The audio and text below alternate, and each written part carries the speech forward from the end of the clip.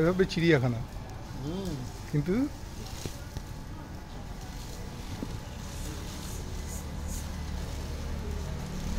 জীবগুলো কি বের করছে? ওসব থাকা মানে অন্য সব থাকবে না। না, সাপ ওকে দেখলে সব সাপটা ধরে কি করে? তো নড়তে চড়তে পারছে না, সাপটা ধরে ওরে বাবা বিভৎস বাজে পেয়েছে